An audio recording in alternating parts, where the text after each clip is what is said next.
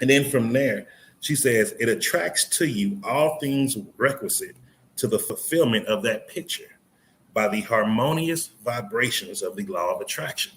Now we're getting into spiritual magic here, is what I like to call it. We're talking about the universal laws. We're talking about speaking at our core, our essence.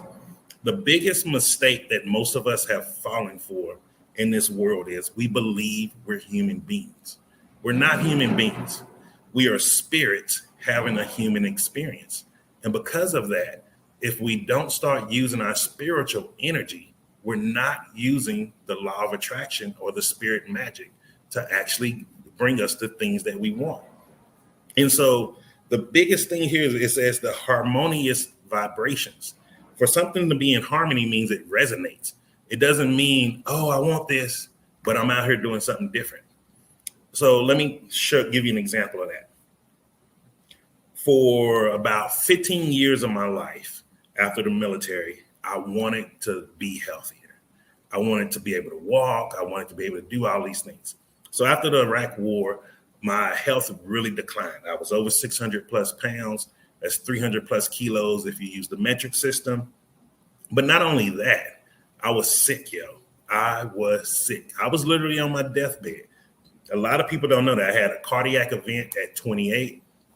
I had lost sensation in my left leg below the knee after I had a spinal fusion. So I have 10 screws in my back at the S1, S2, L4, L5 area. And on top of that, I was dealing with mental health issues from going to war. So everything around me was telling me that I couldn't do it. But I kept saying, oh, I want to do it. But I was not in harmonious vibration with becoming healthier. And what do I mean by that? I kept just being a negative person. I couldn't find anything to be happy for. You know, even the little bit of walking that I could do, I was just mad and I was just cursing all the time.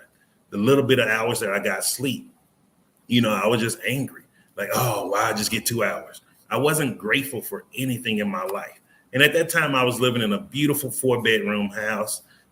We had a jacuzzi outside, which was lovely in the wintertime. We had a sauna. We had a beautiful backyard gazebo, beautiful big yard, 2-car garage, had another 2-car carport in the back, storage shed.